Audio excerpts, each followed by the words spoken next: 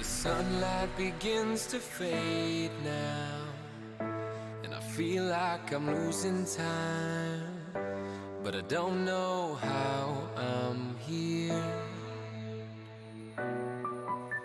The sunlight has turned to gray, and I feel like I'm losing love again. I don't know how I'm here. I could feel your heartbeat. I could feel somewhere you're looking down. I could feel your heartbeat. I could feel somewhere you're looking down.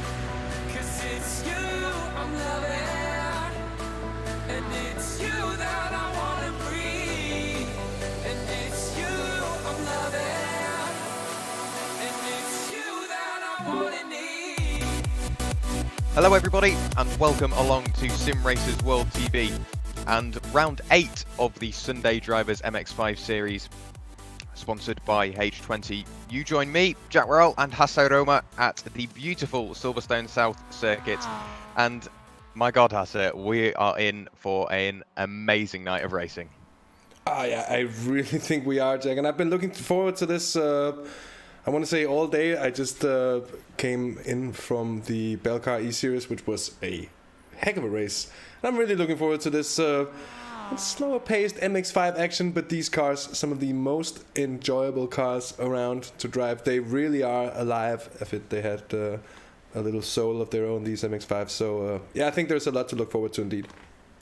Yeah, there's definitely plenty of close-knitted action to look forward to, like you say, and we're at a circuit which maybe isn't renowned for racing anymore. Obviously, with Silverstone having the new configuration and the massive developments of the wing and the entire new layout a few years back, this is sort of a blast back to the past, because obviously with the Sunday Drivers we use all free content. Obviously the Mazda MX-5 is free as soon as you get onto iRacing. It's the first car you use. And all the tracks that are on the calendar are also free. So it's really going back to those rookie routes. Do you think these drivers will start to show off their experience and just sort of bring back a couple of sort of memories from Mazda MX-5s? And do you think going back to basics will help them?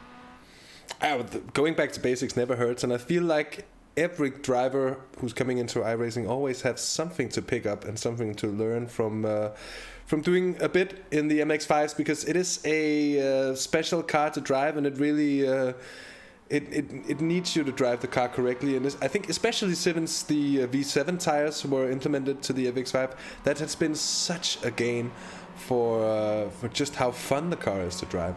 So I think always good reason to come back to this machine, and indeed nice to see. Also, just something that you can always take part in, also on an official level, as you mentioned before, and really nice to see that this series here on SRW is keeping that tradition. Yeah, it's great to see that. Obviously, we've got the big GT series and the Formula 3 series and the TCR series and everything like that, but we've always made room for this little series here, because they're just like punchy little cars around short little circuits. Like this Silverstone South circuit is only 3.1 kilometers long, so it's not the longest circuit in the world, but it's just going to produce some amazing racing, because you can just see how wide the circuit is. You could probably almost go 5 wide down that hangar straight. So it's hopefully going to create some absolutely amazing racing this evening. And obviously this being round 8, we've got a haul of points coming in from all of the drivers. So I'll just run you through the top 10 real quickly. We've got Andrew Lovesey on the current top of the driver standings with 135 points, followed by Louis Correa. We've seen a lot of strong performances from the man we're looking at now. He's currently the quickest in practice. He's got 113 points in P3 at the moment in the driver standings. We've got Bram Klaas with 94 points, Kalle Kavisto with 79, Martin Pereiro 68, Craig Walters 61, Michael Elliott 60, Sebastian Hain 59. So those three separated by 3 points. Rene Ware has got 54, and his brother and one of the admins for this series, Sander Ware, is on 46. So the top 10 separated by almost 100 points, but that sounds like quite a lot, but we're only on round 8, and one of the standout performances is obviously Andrew Lovesey at the top with those 130 odd points. So being on round 8, does that mean that the championship is secured, or were you expecting Louis Correa to work his way back up to the top and maybe just sort of steal the championship away into the closing stages of this season? Well, I definitely expect it to be anything but over at this point, because I've seen plenty of championships look like that at a midway point and then turn out to be very different indeed. And as we see Sebastian Hain here, who gets a bit of a spin on here. Of course, it's still practice, so a right time to do it. But just to return to what you mentioned before, Jack, it's too early to close out anything at this point, and I think tonight's race is just going to show that.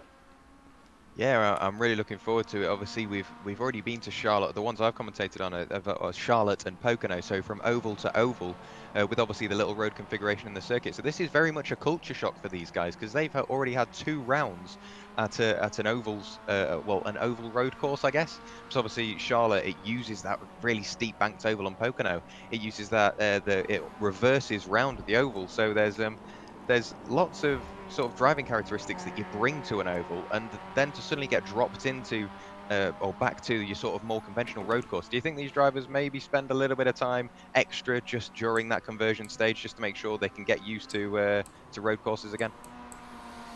I think it's not that different in the end. You do have these infield parts on the ovals that set them apart from a true oval race, but of course it is going to be a little bit different, and it is going to be something they have to take into consideration. Although I think, as you also touched upon a few minutes ago, Jack, it's a rather friendly track in terms of width and girth, you could say, of the tarmac itself here at Silverstone, and especially with these tiny MX-5s, they are quite a bit smaller than a fair bit of the racing cars of modern times, so it makes them look absolutely tiny. Was that? That's just the practice session ending. Yes. That is the practice just ticking away. That caught me by surprise as well, because suddenly my overlay went completely clear. All we had was the sponsors, and the session state didn't pop up for me. But we have now gone into the qualifying session, everybody. So expect some times starting to post in. We've got sector times on the bottom. Obviously, nobody will be setting purple times just as yet. They may pop up. Obviously, that won't be representative of a flying lap time just as yet, because the car's still got to get warm. You did mention earlier on, Hasse, that the V7 time model brought this car alive. And it also sort of puts that extra bit of pressure on the drivers, because it's made it a really rewarding car to drive when you get it right. But when you get it wrong, as you can see, that was Alvaro Rodriguez deciding just to straight line the island chicane. When you get it wrong, it can go wrong in a very, very big way. It really can, and I think it's my experience with the MX-5s as well, as you have a tendency to slide the car a little more than what is good for the tires, and especially also, of course, when they're cold, it's very tough to drive, and you really have to be easy on the throttle. But even when they warm up, it's still possible to slide the car around, and you can really slip angle the car at great speed as well. But the problem is it also really heats up the tires, of course, especially in hot conditions, and that quickly leads to overheating on most tracks, at least. It's a common problem in the MX-5. So in terms of pure pace, it doesn't always feel that way, but in the long run, it's often a little faster, actually, just trying to be as smooth as possible with these cars. Yeah, definitely. It's I've always referred to it as basically a saloon type of skip barber, because the skip barber really does reward smooth driving, and so does the Mazda. But I've just look, we've only got one driver setting a time just as yet. That's Brum class, with a 1 minute 28.19. But obviously that isn't representative of a quick lap just as yet. Derek Crowther has just gone over the line to complete his one of his first time laps, 1 minute 27.766. And if you are joining us, all 37 of you in the chat at the moment and watching the stream, welcome everybody. You have caught the last stream of the Super Sunday here on Simracersworld TV. The first one, oh, there was 3 streams today. The first one was Porsche Club GB with myself, Chaz Draycott and Peter Mackay. The next stream was the one you've just missed, Belcar E-Series. That was with Chaz Draycott once again, but with Hasse joining him in the booth for that one. And this is the final one of the day, so 3 broadcasts in one day. It's been a busy old day for everybody, hasn't it, Hasse? It really has, and it's been a great day as well. I feel like once getting in here, feeling nice and warmed up as well from the past 4 hours of broadcasting. So that's a nice little one to have along with it. And as a bonus, I'm off work tomorrow, so no getting up early to worry about on my part there. So that's an extra little bonus, just making it that little easier to enjoy. Yeah, that's always a bonus. We've got lots of cars punching in plenty of times. We've gone from 3 drivers setting a time to now 9, make that 10.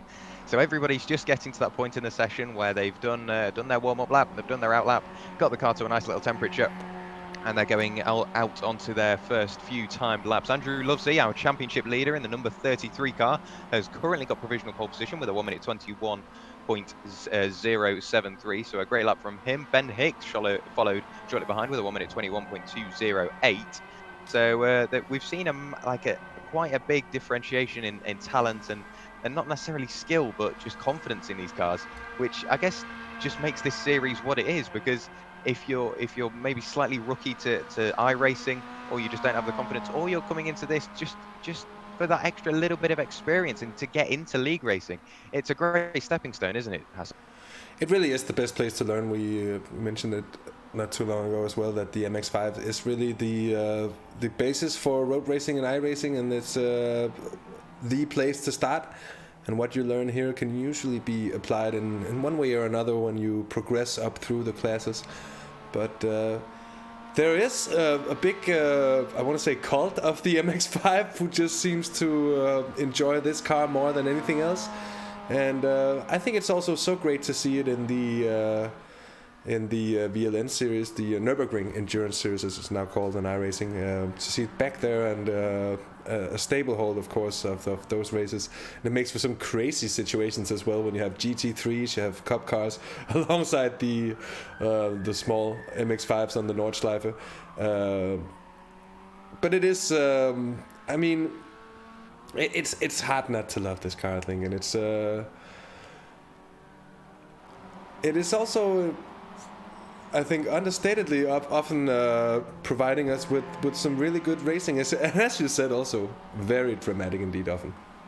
Yeah, it really is. We've got. I'm going to give you a shot at saying that name in the chat, because I don't have a clue. But it's just someone saying, little heads up for spotting the Power Hall cars. White rims is Sebastian Hain, and green rims is Marcel Heyman. Speaking of Marcel Heyman, he has just posted a 1 minute 20.50. Well, that puts him in provisional P2 at the moment. You can see the green rims on show. So thank you very much for that. Thank you for letting us know.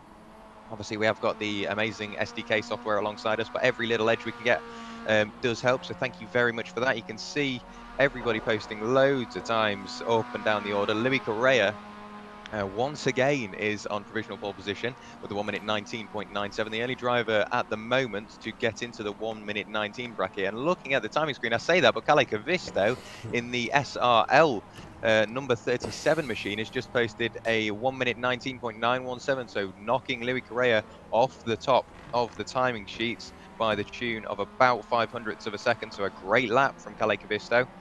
I haven't seen him in an SRL livery before, so it's I'm assuming that's sort of a late change that I haven't noticed. He decided to carry on at the chicane. Maybe he's just going for a little loop around the no, he's not going to carry on all the way to Bridge Corner. So I think that's the end of Kalle Kavisto's session, unless he decides to go out and Louis Correa can make inroads. But speaking of Louis Correa, he's had quite a dominant sort of season in qualifying, but it's the race. He just gets caught up in those unfortunate incidents. And do you think qualifying doesn't really, obviously it does help you a little bit in the race, but we've seen a bit of door-to-door action, let's go with. Do you think qualifying helps, but it's not necessarily essential for a good race in this series, Hasse? I think qualifying always gives you, like, a good qualifying session gives you the best possible point of venture, you can say, for the race. But it's by no means like a safe guardian for just being, oh, you're good qualifying, you're out and away. There's still so many things that can go wrong. So I want to say at a track like this where overtaking is, let's say, plausible, it's less of a problem not getting a good qualifying run. Whereas some of these tracks where overtaking is really difficult, qualifying can be essential, really. That being the case in the MX-5s, I don't think so, really. Of course, this race isn't that long in the end either, and that speaks for the importance of qualifying, but in the end, you can always win it in the race, so it's never over until the checkered flag drops. Yeah, very, very true. We were just looking at Dave Geddes. He was all the way down in P19, but a strong lap by him, a 1 minute 21.44, promotes him up to provisional P12 at the moment. And that livery, I know it's just one of the standard iRacing liveries, but it's sort of a standout one for me because you don't see them that often. If you're in a league or a series, anything like that, you tend to get it slapped up in your team livery, all the sponsors spread everywhere. But I think Dave Geddes has just gone for a, yeah, I'm just in my little iRacing livery and my little iRacing Mazda, and I've got to say he pulls it off very well. And those chrome green, is it? I guess they're green. It's a very weird shade of green, but those chrome wheels, I think it pulls it off. It works. I really think it works, and I like it. But the Logitech, of course, makers of the Wheel of Champions, the G Series racing wheels from Logitech, the entry-level stuff that. To be fair, I'm racing a G29 myself, so it's not like I'm a saint from the land of direct drive wheels or anything. I'm just a pleb. But it really adds to the atmosphere of here. I think I really like that.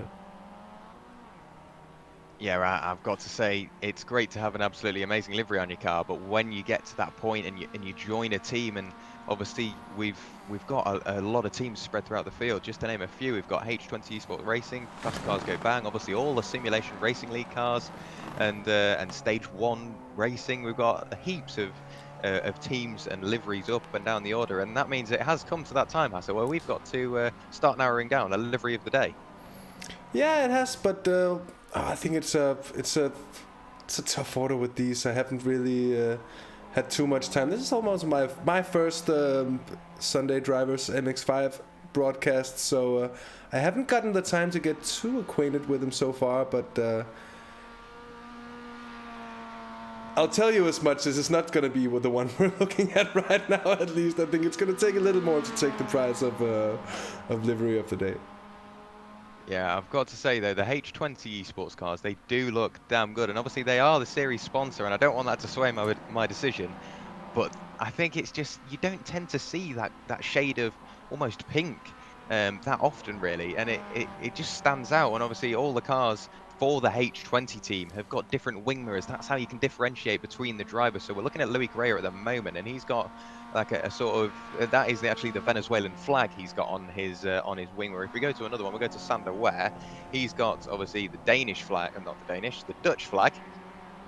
Definitely not the Danish flag on his wing mirrors. We'll go to Rene Ware. He's got exactly the same as his brother Alvaro Rodriguez. He's got the Spanish flag on his wing mirrors. So it's just those small little details which I think really win it over for me, and it just adds that extra little bit. And anything you can add to a series which might not necessarily been seen on first glance as the most exciting series, it really is. And just putting pay to that, Luis Correa has gone on provisional pole position with a 1 minute 19.770. Hugely impressive lap, and really stating the dominance in qualifying here, and they're really scrapping for it with not a lot separating positions 3, 4 and 5, with Hicks, Moulton, Heyman within a tenth and a half of one another there. So it's going to be interesting to see if anyone can actually match the pace of Luis Correa, or if it's going to be pole position for the Venezuelan. Yeah, it's closing up the field. It really is. You can see throughout all of these corners, the drivers are really on the edge of adhesion. So the car's sliding from left to right. We've got a couple of cars off the circuit a little further up, and that just shows how hard these drivers are pushing. And we've got well over a 20 car field at the moment. We've got 29 cars currently on the timing screen. So that really just put pay to how busy this race is going to be. And the top 25 are separated by 4 seconds on a circuit which, yeah, it's not the longest place, but because a lot of the circuit in these cars, obviously they don't have the massive power figures which you'd be expecting. You're flat out for a lot of it, so finding time any way you can is really going to help you. So the top 25 being separated by 4 seconds sounds like a lot, but it really isn't. No, it isn't. It's much about it's as much about confidence as about anything else. You mentioned it as well earlier that the perceived skill gap often isn't that much of a skill gap. It's just being confident with the car and with the track, and knowing the combo and knowing your way around basically. And so we can see this is Alvaro Rodriguez. I was just about to say Correa because looked as sandy as his teammate here, but I'm gonna be interested to see what kind of time he's looking at here, Alvaro Rodriguez, because does look to me, he's on an outlap, and that explains why we're not seeing any kind of timing on him yet, but he's attacking it, and with that type of attitude, I think you could be going places. Yeah, definitely. 42 viewers at the moment. Welcome everybody. Please don't hesitate to say hello. It'd be great to hear what you think of the series, and maybe just extra little bits of info which can help us in any way, and maybe just you want us to look at a driver. We know we've got a bit of a Louis Correa fan club going on at the moment. So for example, if you want to see him or you want to see a different driver, do feel free to let us know. It'd be great to hear what you think in the chat. I'm just going to run you through the top few drivers at the moment. We've got this man here, Louis Correa, once again on pole position, or provisional pole position, with a 1 minute 19.770. 2 Simulation Racing League cars of Kalle Kavisto and Dan Mould make up the rest of the top 3. Dan Mould has had some great results at the moment. I think he's had 2 podiums on the bounce. He'll be looking for another this evening. Marcel Heyman, one of the Powerhole cars, is in P4 at the moment. Ben Hicks for Fast Cars Go Bang in a very nice livery. I've got to say I do like that. I saw that at Pocono and it stood out to me straight away. He's in P5. Pedro Marimon is in P6 just behind Ben Hicks on the track at the moment. Our championship leader, Andrew Lovesey, is in P7, so he'll be looking to improve upon what is his current fastest time of a 1 minute 20.45 set on the lap prior. Bram Class is in P8 for Simtech Racing Team. Michael Ellett, P9. And then Sander Ware, one of the other H20 esports cars, is in P10 overall. So those top 10 separated by just about 8.5 tenths. So these guys are only going to get closer the further we go into this 20-minute qualifying session. And we're already 15 minutes in, so only 5 minutes to go. I'm guessing some guys are going to be pushing harder than they have all session, Hasse. Yeah, it's really the pointy end of things now, and if you're going to squeeze that extra tenth out of it, you might as well do it when there isn't really the time for anyone else to react upon it. That's the good old Formula 1 strategy. Another thing to consider, and that's very much a thing here in iRacing, is that as the session goes on, and that goes for both practice and qualifying here, the rubber gets put into the track, into the tarmac ever so slowly, and the racing lines becomes more grippy.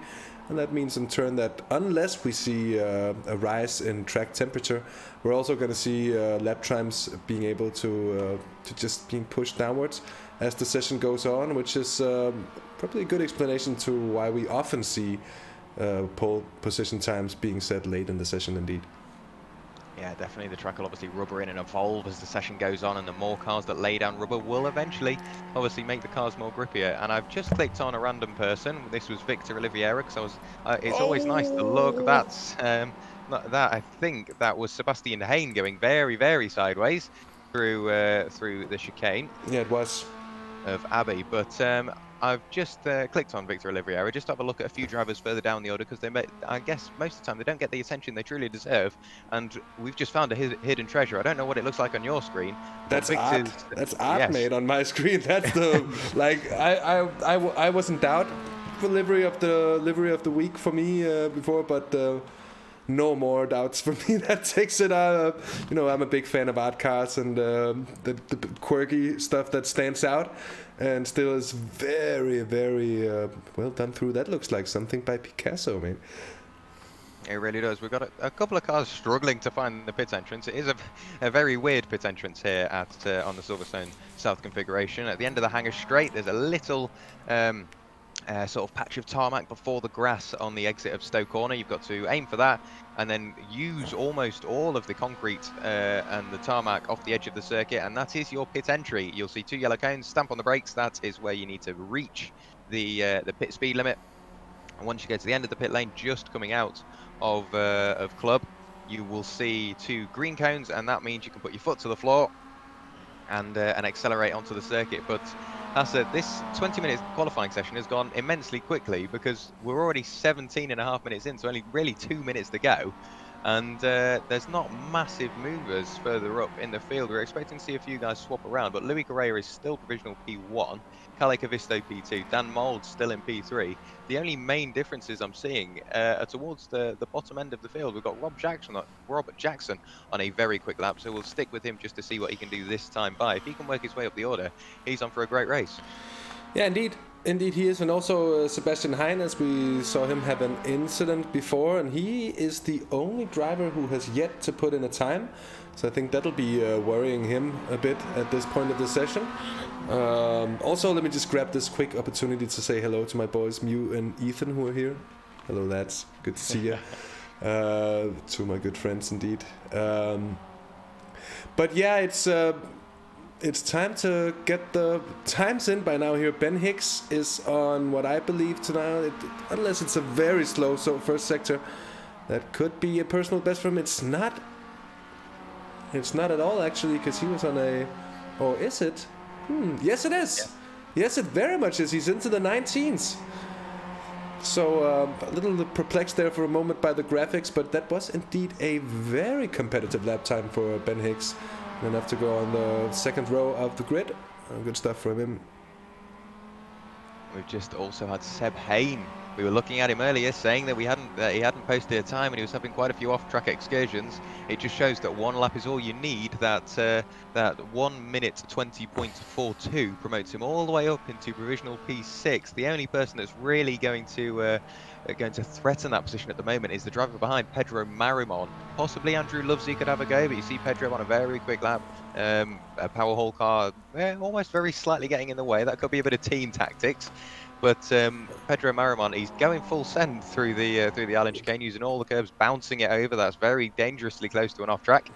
But going through Beckett's, and then through the following that's Chapel curve going onto the hangar straight. At that point, you put your foot through the floor and hope to pick up every little mile an hour you can get. But Pedro Marimon, he's on a quick lap. He's posted a personal best sector 4. But that was on a lap prior, but we know going off a quick lap, you're pretty much going to go onto a quick lap. You can see the qualifying session has now finished. Pedro Marimon isn't going to complete this lap. He's decided he wasn't going to gain anything out of it. But now the checkered flag flies, Hasse.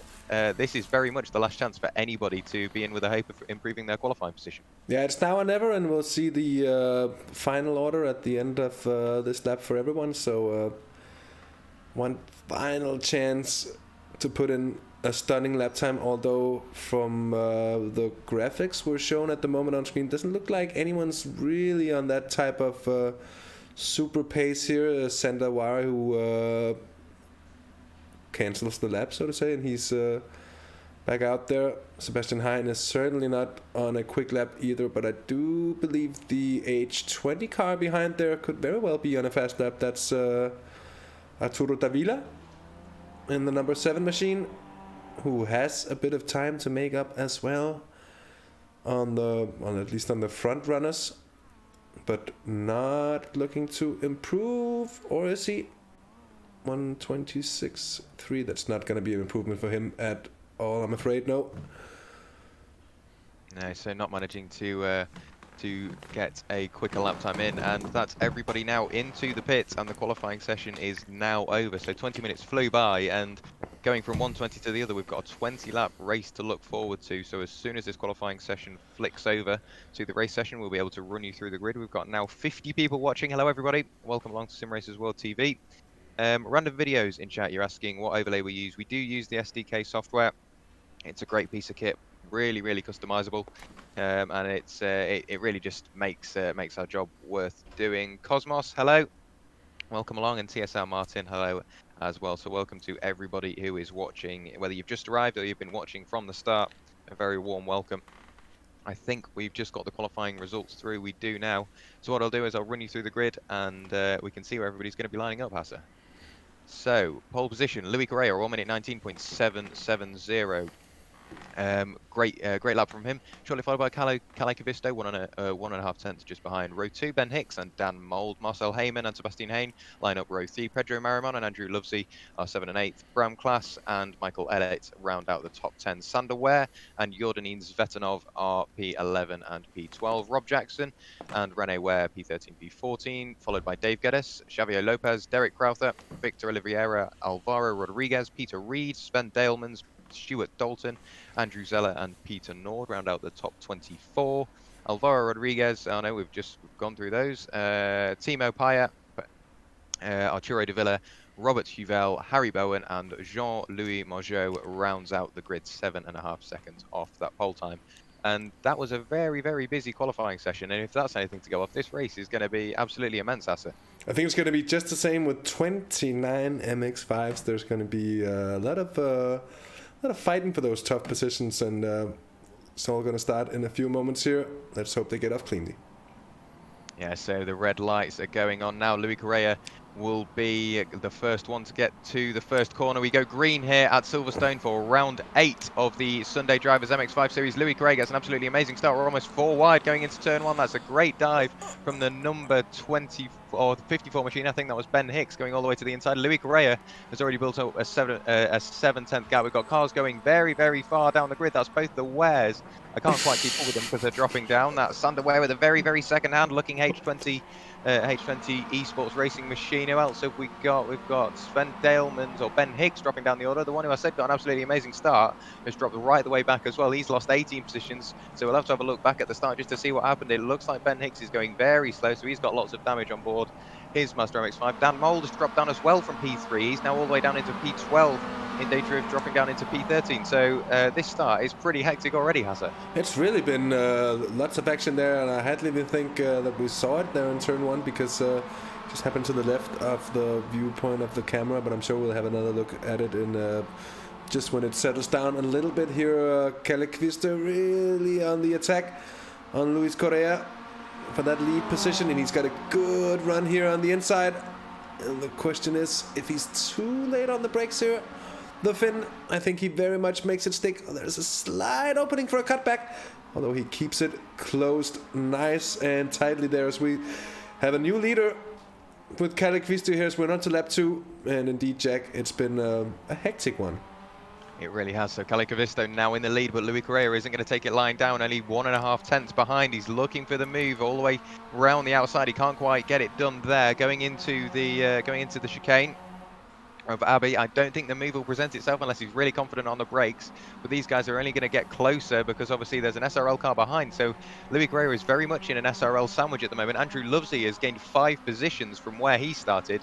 So his next target will be Louis Correa. So the H20 Esports racing machine is very much in the hands of the Simulation Racing League's cars.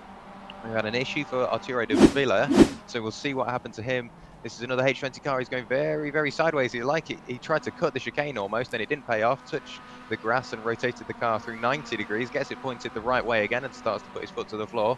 Obviously, the momentum that he lost going onto this back straight will really prevent him from gaining any positions out of that. We will have a look back at the start just to see what happened to Sander Ware, because he dropped massively down the order. So we'll have a look at that. Going into turn 1, does he get help? Oh, there's an SRL car that turns across the front of him, and he gets collected by another H20 car as well. I can't quite see who that is at this point. We'll be able to have a look. I think that was his brother, Rene Ware. He joins the circuit just in front of one of the black and white cars. I'm not 100% sure who that is either, but that's some fairly major damage just to get on turn 1.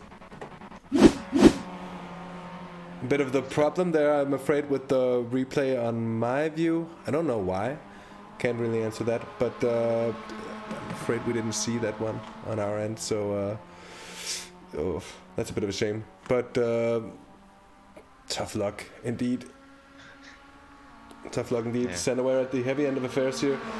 One of the big winners on the opening laps, I'm just looking at the standings, Jack. It's Victor Oliveira, who's jumped 8 places, now sitting 10th overall. Under a bit of pressure. And oh, look at that. The art car. There it is, boys. You're asking about it in chat as well. There it is. And it's certainly a pretty creation, this. It really is. He's started P18, he's now all the way up into P10, so he will only be looking to go forward. He's got a great battle going on behind him. This is Jordanin Svetanov coming under pressure from Dave. No, this is Jordanin Svetanov trying to make a move on Rob Jackson. Sorry, I was getting my timing screen mixed over there.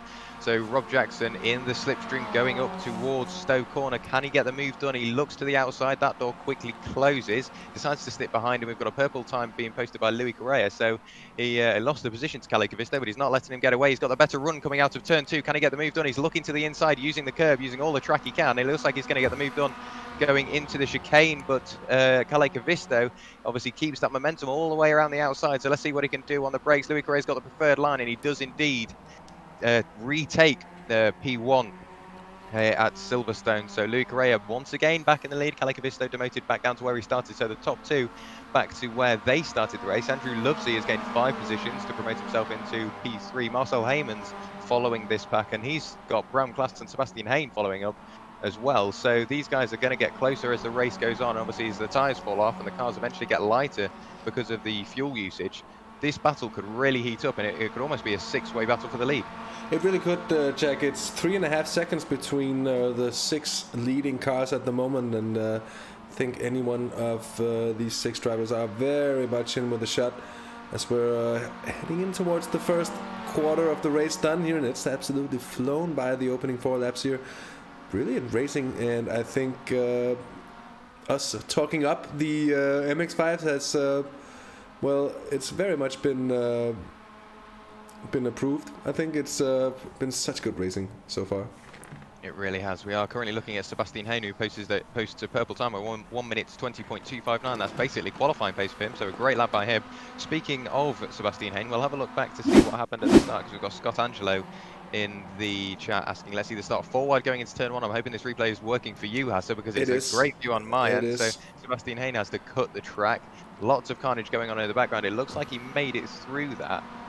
The only car that I can see in the background is Rene Ware, who's backwards. It was Rene that got collected by his teammate as Sander Ware came back onto the circuit. Sven Dalemans went off track but managed to get the moment all collected up, and you can see everybody basically sorts themselves out going into Abbey chicane and going up towards the island chicane. It looks like everybody got themselves back into 1 by 1. I say that basically everybody's now trying to go 2 by 2. That's a car rejoining the circuit. I think is that Davila, perhaps? It looks like it was Arturo Davila. We'll have a look just to... Oh, I've clicked on the wrong thing.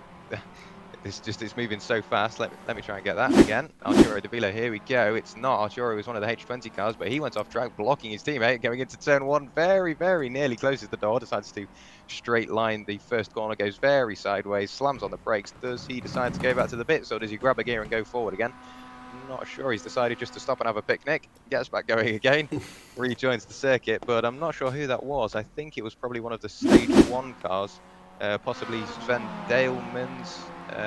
He is one of the stage 1 cars, but his car has got quite a bit of front end damage, and that is exactly what I was expecting to happen. That front end damage is clearly slowing him down, so he dives into the pits and taking one of the few pit stops you can really get out of a 20-lap race, because obviously everybody's so condensed. Taking a pit stop is really, really going to hurt your race opportunities. It really is, and that is one of the strangest pit entries I have ever seen. Indeed, as you mentioned it before, Jack, that is that looks as apart as anything. I was like, what is he doing? Is he even controlling that car himself? It looked like the car was just braking left under braking, and that that it was kind of unintended for him to go there, and then all of a sudden the pit lane's there. So, but the more you know. So we're watching Sebastian Hein defending, or is he attacking Lufsey in fifth? He's attacking Lufsey here, and he's got a very good run to the right-hander. And he's ahead. Yeah, so great move from the Power Hall driver going round Stowe corner. Callecavisto once again posts a purple time, one of the only drivers to get into the 1:19s. That was Andrew Lovesley looking for the move back up the inside to regain that 5th position. Can't quite get the move done, and Seb Hain has really reaped the profits from this. He's already starting to build out that gap. He's got 8 tenths behind the leader, still hasn't managed to shake off Callecavisto.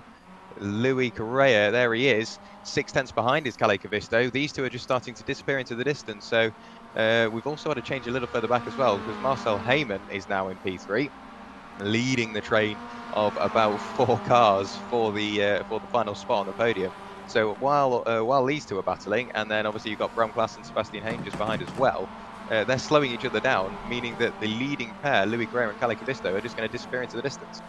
Yeah, they are. The more they fiddle with one another in behind, the less they're going to have a chance to actually keep up with these two. And since they aren't really going at it, I think they've come to a conclusion that it's going to be best for both of them just to leave out the fighting until the last couple of laps, maybe even. Of course, I don't think Callecavisto is going to say no to an opportunity to get past on Luis Correa.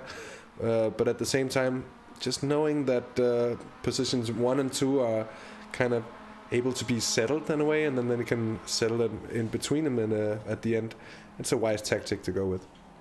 It really is. We're just seeing the times getting posted in again. Everybody's around the 1:20, 1:21. Dan Mould posting a personal best time of 1:20.299, so just breaking into the 1:20.2. So a great job by Dan. We'll have a look at the gains from the start. So the biggest mover in the field is that will be Harry Bowen in the Fast Cars Go Bang cars, and he's looking to make another position on Xavier Lopez ahead.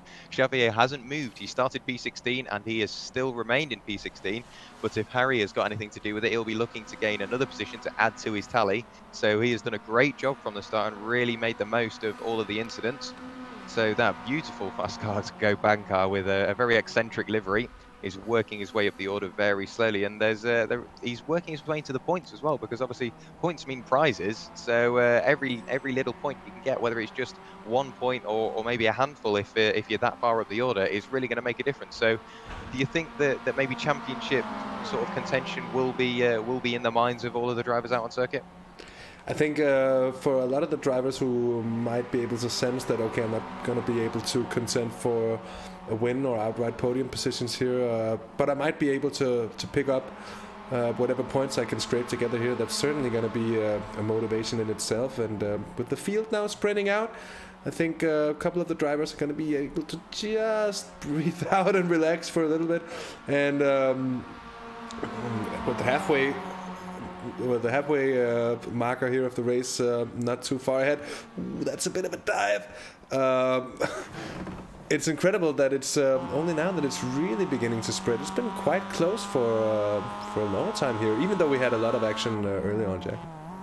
It really has. We're looking back from Xavier Lopez now, looking at Harry Bowen, but Harry Bowen's getting a bit of pressure from behind from a lapped car that he just managed to put a lap over them, but he's not letting him get away with it like this. Xavier Lopez starting to make the most of that, while Harry was distracted by the very aggressive back mark. We've had a change to a position a little further up. Sebastian Hain has now dropped back into P5, overtaking Marcel Heyman. So Power Hall car swaps by Power Hall car. So whether that is a bit of team tactics, because you've got Michael Elliott just behind, there it is, and Dan Mould is trying to make a position up on Michael Elliott. So whether the Power Hall cars are working together here, maybe to slow down the cars behind for their respective teammate in front. But Dan Mould making the most of all the distractions going on around him, and he's working his way up the order. He has lost 4 positions, but he's starting to work his way back up now as the SRL driver. His next target will be Michael Elliott just ahead. So these guys are only going to get closer the longer this race goes on, Hasse. It really is. Oh, is that Elliott who goes around there? I think it is. And collects one of the SRL cars, makes a bit of contact. I can't quite find out who that was just as yet. I didn't exactly see the Marcel number. Heyman? I think that was Marcel Heyman. It was. I can't find him. There he is on the timing screen. So plenty of damage on that car. Now that was a big hit in the that will have been the right rear quarter panel for Marcel Heyman. It looked like those guys got together, both of the SRL cars, or the Powerhall cars, pardon me. So Marcel Heyman, it's gone from bad to worse. He was in P3. Dan Mould is dropping down the order as well. He's gone off and into the barrier. We'll have a look just to see what happened to Dan. We'll go on to the replay. Going through the island chicane. Did he use too much curbs? Almost side by side with the SRL car. There isn't a tap there. There is there, though. The number 23 car. I think that was lapped traffic that ended up playing a part in that incident. That was Jean-Louis Morgeau. Who I don't think he was the innocent party in that. He couldn't really do much about the pursuing Dan Mould going up the inside of him at the Island chicane. So I think that's pretty much all on Dan there. That was very aggressive going into somewhere where you struggle to get through by yourself, let alone too wide, Hasse. I think that's going to count as a mistake. I don't think that was intentional, to be honest, to take that line at that speed through the corner with the car in front. But indeed, yeah, the Frenchman just minding his own business, trying to go around, and he certainly wasn't able to hear. Sebastian Hein now goes off yet again, and he loses a position. Maybe even two. Is that Marimon, or is that the lap car? A bit doubt, actually. That is Andre Selle in one of the lap machines in the CCTS esports car. And the gap down to Pedro Marimon here is 1.7 seconds, as at yet another excursion onto the grass here. Really a German expert in botanizing, it seems here, Sebastian Hein. He really is. While all this has been going on, the lead battle has just spread out massively. There's Louis Correa, and there is Calle Cavisto. So 3 seconds between the top two now. So those two have massively opened up. Bram Klaas is the next driver behind, but he's negotiating through some lap traffic. He's got the one of the H20 cars just ahead of him. So Bram Klaas just slowly carving his way through. Michael Ellett is the next person, Andrew Lovesey is the next car behind him. He's also got to work his way past that H20 car. So the top four are really, they've got plenty of clean air between them. The next battle behind them is between Marcel Heyman and Michael Ellett. Those two are still nice and close together. The closest battle on circuit, on the other hand, is these two. This is Harry Bowen doing what he can to get past the H20 Esports car. Xavier Lopez going down the hangar straight. He's in the draft. He jinks to the left, jinks to the right. Finally decides that he's going to go to the inside on the run up to Stoke Corner. Can he get the move done on the brakes? He might even get it done before he even gets there. He has got the preferred line on the inside, but that will provoke Xavier Lopez to go for the cutback. Can he get the cutback? It looks like Harry Bowen parks it on the apex. Great job from Harry, and the textbook overtake to promote him into P15, Hasse. Yeah, really good stuff from Harry Bowen here, and he's made up 13 positions in his very good looking car as well. In that 21 machine, I think good looks carry you a long way in life, and Harry's finding out just that. And that was a very well-timed move. He executed it to perfection. He made sure that he didn't open the door on the inside as Lopez was hoping. The hope for an opening becomes a hopening, and that's exactly what didn't happen for Lopez. So yeah, good stuff there from Bowen. Yeah, great job from Bowen there. Rob Jackson is now under pressure from our favourite livery of the night. That's Victor Oliveira in the art car, the number 47 machine. So Victor doing what I can, a very similar overtake to we saw on the lap prior. He dives to the outside. That it probably won't work for him because he dropped out of the draft of Rob Jackson. He's got his nose in front, but can he keep it on the brakes around the outside? He's going to have to be brave around there. He does. Can he get it slowed down in time? No, he hits the grass. He's going to get sent to the pit lane. He almost goes on to pit entry, drives across all of the sponsor boarding, loses a place to Jordan Svetanov. I thought it was brave going around the outside, and it just shows that so bravery is good in these things, but if you sort of overdo it and you try and go around the outside at Stoke Corner, it really ain't going to pay off. So he was trying to promote himself into P8, and he demotes himself all the way down into P10, so not what he was looking for there, Hasse. No, that's a big shame for Oliveira, who was really looking good. He's made up a lot of places already, and I think he must have been feeling pretty confident to go for that move, because it was a move filled with confidence, to say the least.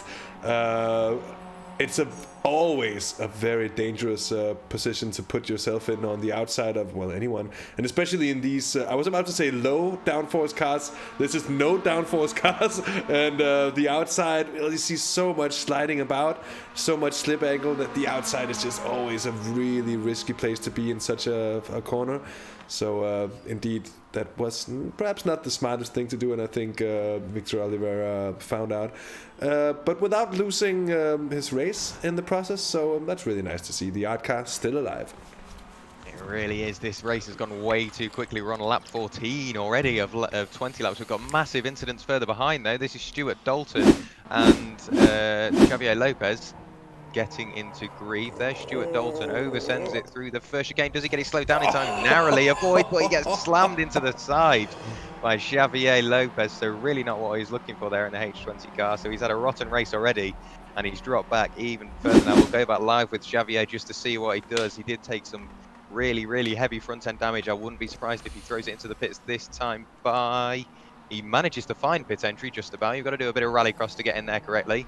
But that's Xavier Lopez going into the pits after getting into the side of that was Stuart Dalton. I can't find Stuart on the timing screen anymore.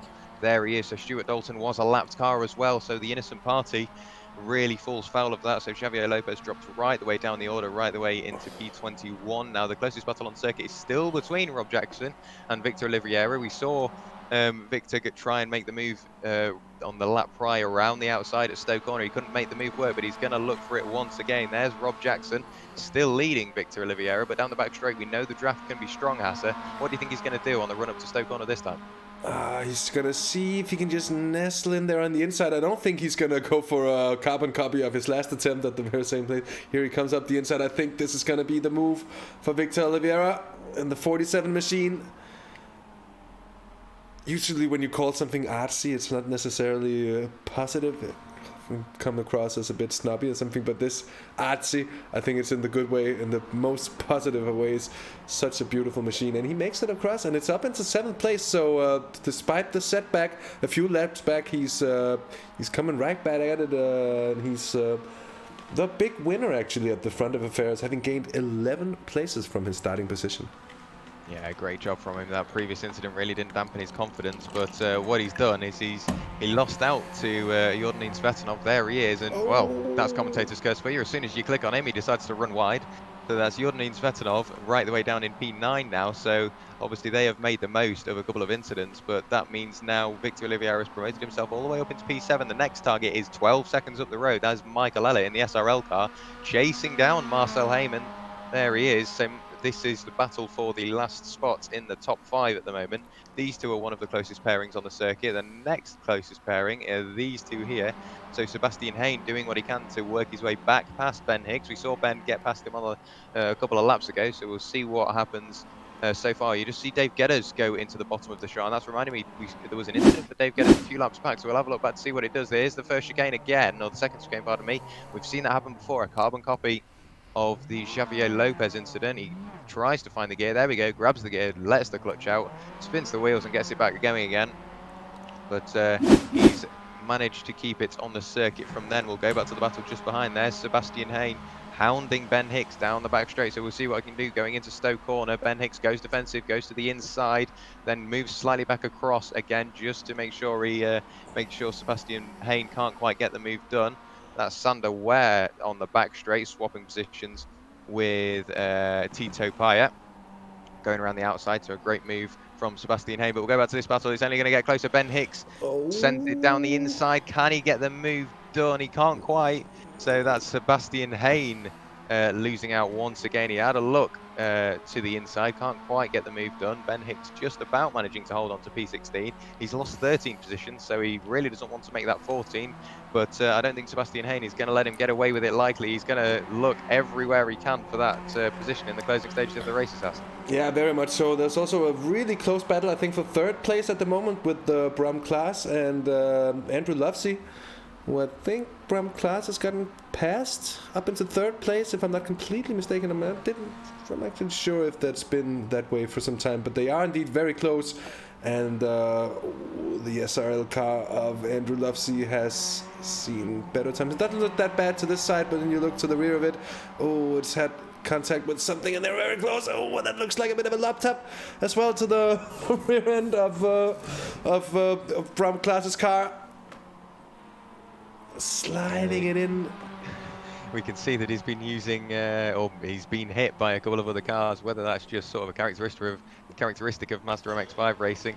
If you did say that, it would be proving you're right at the moment, because he's really been on the bumper of Bram Class. We were right on board with Andrew Lovesey, the first on board of the race and probably the last. You can see he's diving to the outside. Can he get the move done? It hasn't worked previously with Rob Jackson. Can he get the final spot on the podium on lap 17 of the race? He can't quite get it done on the brakes. He doesn't get the opportunity for a cutback just as yet. Bram Class still ahead, going round Stoke Corner, diving down towards the complete another lap, chalking lap 18 into the book. On the brakes, can he get the move done? He dives to the inside, late on the brakes, can't quite get the performance out of the car to brake that late, uses all the curb.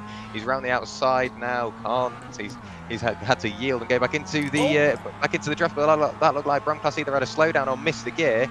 That's Andrew Lovesey now promoted into P3, and Bram Class, that was a very weird incident. It did look like he grabbed the wrong gear and the car just stopped. Yeah, I think he missed the gear or might have changed a bit too quickly, mistimed the clutch or something like that. Something that's happened to myself on many occasions in the MX-5 when you're just that's a little bit too much in a hurry, and that's when you get it all wrong. And I think it's cost Bram Class a position here in the number 8 car for Simtech. I was about to say Simpact Racing Team, Simtech Racing. One is biased, of course. Good stuff for Lovesey here, and with only a couple of laps remaining, this could be terminal in that battle for the final podium position.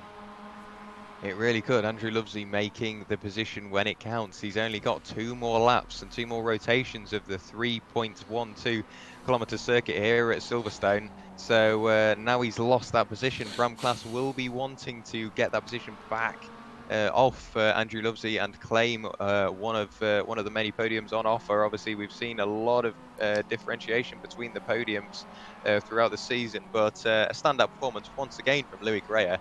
He's just something else. You can see the car looks so planted. It looks like a different car. Maybe he's exploiting something in the car, because you wouldn't be a fool to believe that, because he's just going so much quicker than everybody else at the moment. Well, you know what they say about the best of drivers, that they have their own traction control and it sits right there in the right foot, and I do believe that's the thing we're seeing the most of here with Luis Correa. Of course, the car needs to be set up as well for in terms of suspension, all that stuff, but you would expect the H20 cars and the H20 team in general to share setups between the drivers. If it was the case that Luis Correa had something almighty on his hands on the penultimate lap, that just looks like he oozes and reeks of class when he's behind the wheel of this car. And you mentioned that he had a tough time in the earlier races of this season getting any kind of product from his good qualifying sessions, but here's the day he has been ace, and he's had a bit of battling on his hand with Calicvisto, but he's also managed just to dispose of the Finn now, and the gap is edging up towards 3 seconds here, entering the final lap. I think he's got it in the bag, Jack. He really does. He's done a great job. Started on pole position, and he hasn't quite set the fastest lap, so it's not going to be all 3 for him. The driver that has set the fastest lap is the driver in P2. There he is, Calicvisto, a 1 minute 19.85, so a qualifying pace time from Calicvisto. So I think that might pick him up an extra point, because he set the fastest lap in the race, which is what you'll need at round 8. Because obviously at this point you're already halfway through the season, so you've got to hope and pray that you can pick up any little extra point that you can. So Calicvisto managing to get a great haul of points in P2 and possibly an extra one for the fastest lap. You did mention that Louis Correa is reeking of class. Someone that at the moment is hoping that he reeks of class is Bram Class. There he is, really hot on the heels of Andrew Lovesey. This is going to be the last chance going into the final corner. We'll have to look away from this battle just for a little while. There's Louis Correa going round the final corner. Been a dominating drive from him. Got pole position, fended off Calicvisto for a little while, dropped back into P2, but managed to work his way back up. But Louis Correa wins round 8 of the Sunday Drivers Mazda MX-5 series. An absolutely amazing drive from the H20 driver in the number 2 machine. There's Calicvisto crossing line P2. Andrew Lovesey just manages to fend off the attentions of Bram Class behind. Marcel Heymans just a little further up the track. There you go. Coming around the final corner, manages to cross the line in P5. Next car behind him is the 34 machine of Michael Elliott. Just behind as well, Victor Oliveira going down the back straight. The beautiful art car livery, so the Brazilian driver just about keeping P7 overall. Jordanin Svetanov manages to get a position on Rob Jackson on the final lap. So Jordan Svetanov works his way up into P8 overall as Rob Jackson crossing the line P9. Derek Crowther crosses the line P10. Peter Reed P11 and Pedro Marimon P12. We'll let the other guys filter through, but that was an absolutely amazing race, Hasse. And although we did have a lot of drivers come to strife at turn 1, that didn't put them off because they just kept on racing door to door for the rest of the race. They really did. It was super good to watch the SRL cars finishing second and third indeed in the end. So I have to say, on a team basis, a really, really good race for them. But no one could match the class of Luis Correa. Not even a man who has it as his last name, and that's saying a lot. I think. What a great race, and great to see Luis getting that final product on it. Yeah, it really was. He definitely deserved it. An absolutely amazing drive. I can't stress that enough. Michael Elliott joining his SRL teammate on the pit entry with a bit of rallycross going door to door. That's a great scene there. Victor Oliveira going down the back straight as well. So what we'll do, as soon as everybody quietens down and gets themselves back into the pit lane, we should be able to get you some results. We've actually got them here. So what I'll do is I'll hand you over to the ever amazing Hasse to run you through the results for this. Yes, our 8th round of the Sunday Drivers MX-5 series here from Silverstone South. Luis Correa, as mentioned, taking the win for H20 Esports Racing with Finn Kallikvister in 2nd place. Andrew Lovesey in 3rd with Bram Klaas in 4th place for Belgium. Marcel Heyman 5th with Michael Elliott in 6th place. Victor Oliveira in the beautiful art car in 7th. It was Jordan Svetanov in 8th place, Rob Jackson 9th, Derek Crowther in 10th place with Peter Reed for Simtech. Very close to getting that wrong again. In 11th place, Pedro Marimon in 12th place with Haribo, and also one of the great climbers. I was about to say, it sounds like I'm talking about cycling again. It's not, but he did gain a lot of places there, finishing in 13th.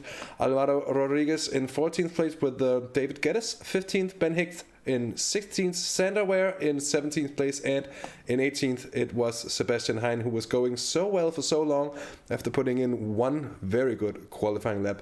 Timo Paya, the second of 2 Finns in this series, 19th. Peter Nord in 20th.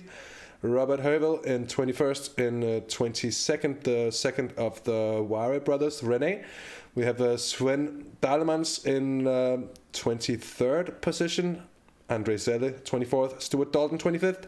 Arturo Davila in 26th position. And then Jean-Louis Mochet in 27th, who was caught up in a rather unlucky incident, which he had very little control over himself, it should be said.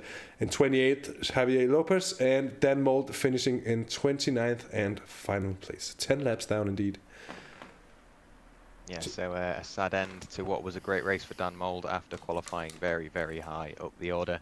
But I've just noticed after going through all of those results, amazingly, the amount of nationalities we've got out, over 10 nationalities from top to bottom of the field. So 30 drivers, and over 10 of them have got different nationalities throughout, and you can just see the spread of flags just in that single picture there. So you can really sort of appreciate how inclusive this series is. So what we'll do, we've got a couple of drivers available for an interview. Quickly the line.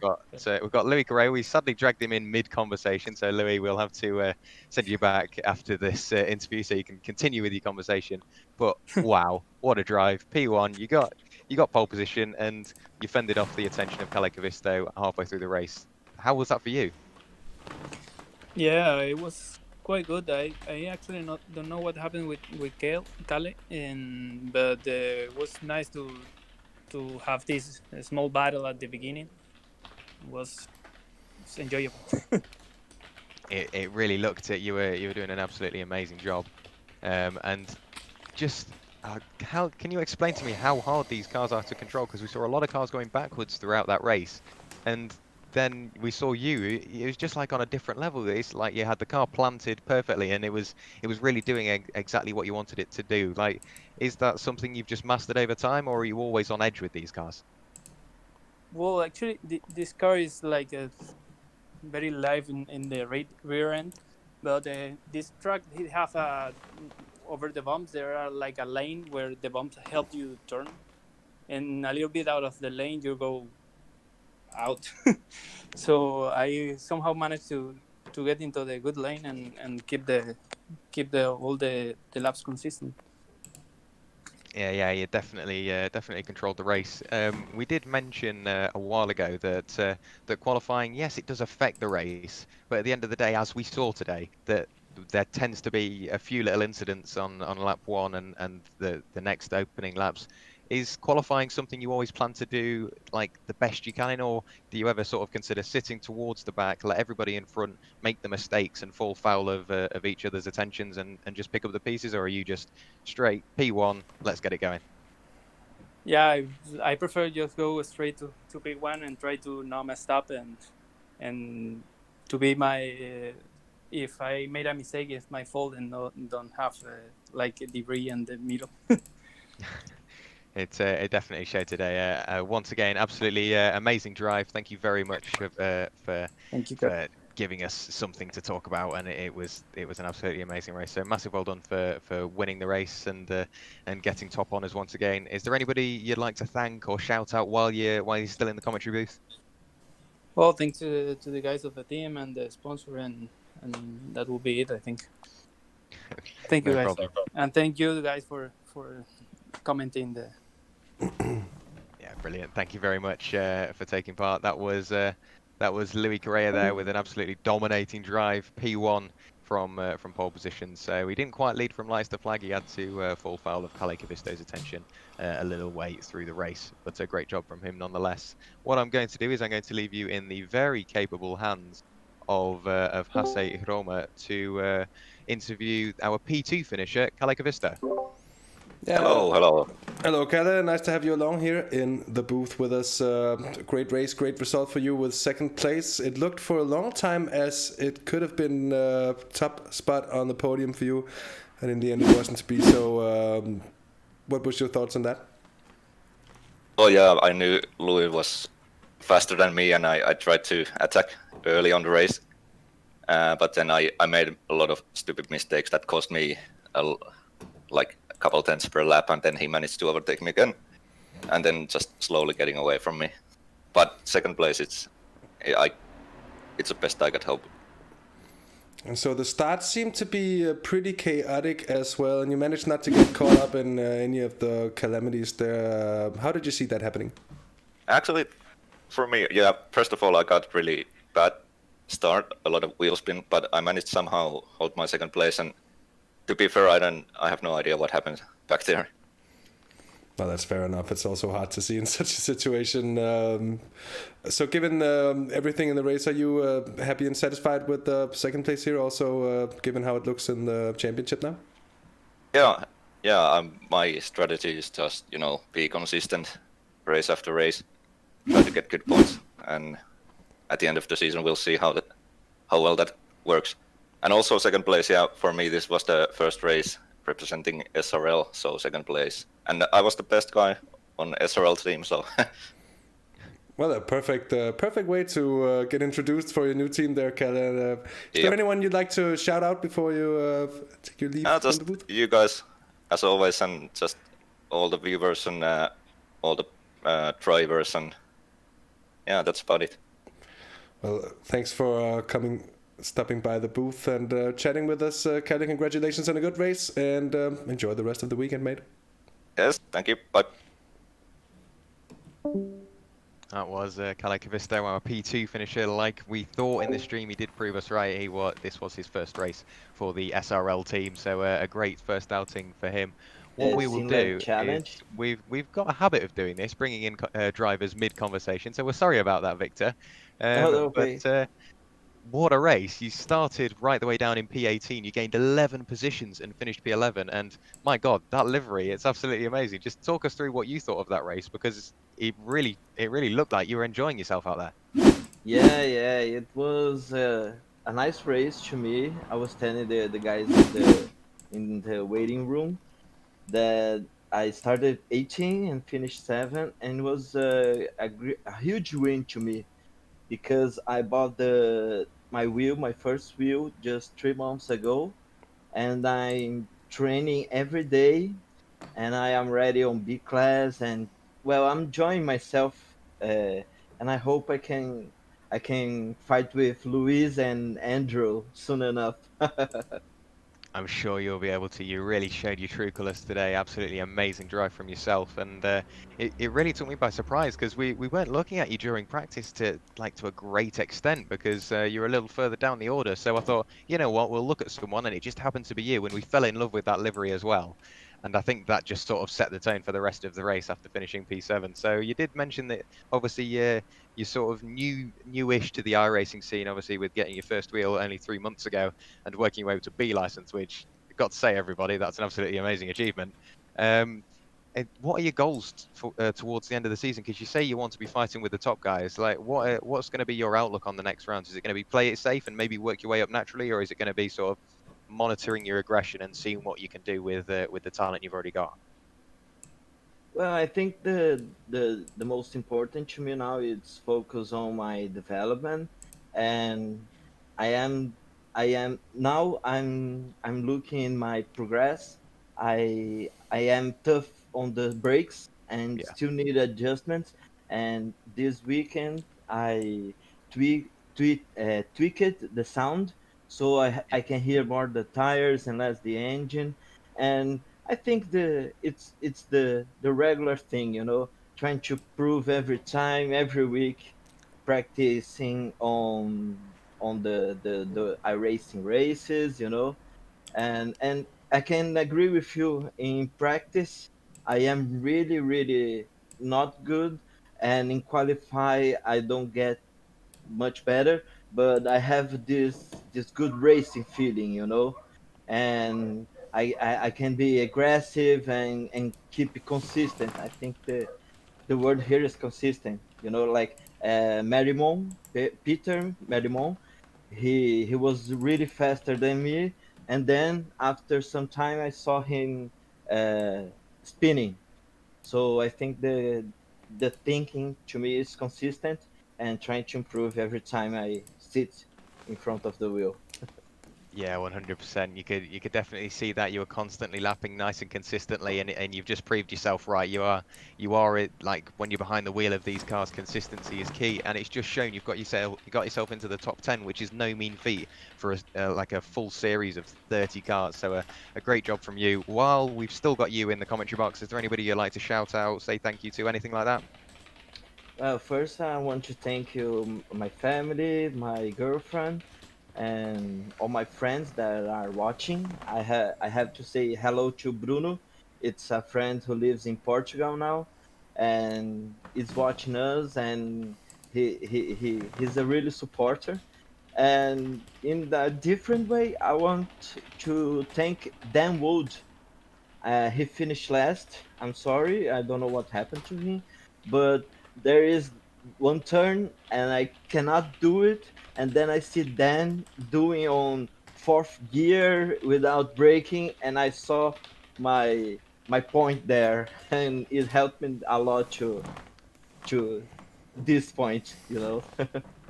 I'm Yeah, sorry, I'm still a little bit with adrenaline because I'm really happy and proud of myself.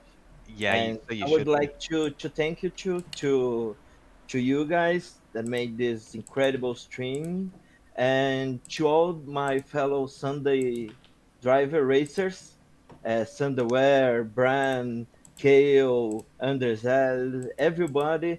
It's a great group, uh, good people, and I think it's really fun what we do here.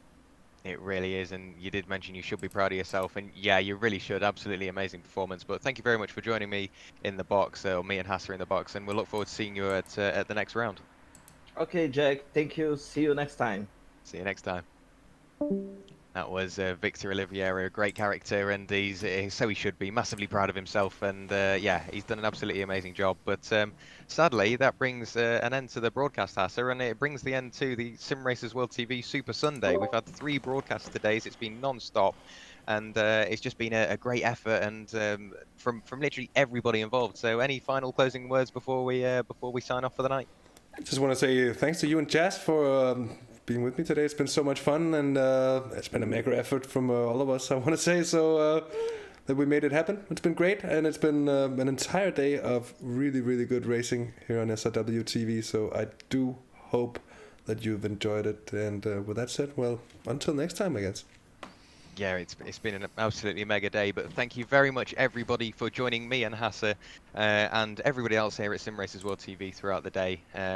This has been round 8 of the Sunday Drivers MX-5 series at Silverstone. You definitely need to check out the next stream as well. Obviously, we've got Belcar E-Series coming up very, very shortly next weekend. And the next round of the Sunday Drivers is at Laguna Seca. So round 9 at probably one of my favourite circuits on the calendar as well. So thank you very much everybody who has popped by, said hello, anything like that, liking the videos. It really does help us up here in the commentary booth. But thank you very much from me and Hasse. But other than that, have an absolutely amazing evening, and we'll see you in the next one.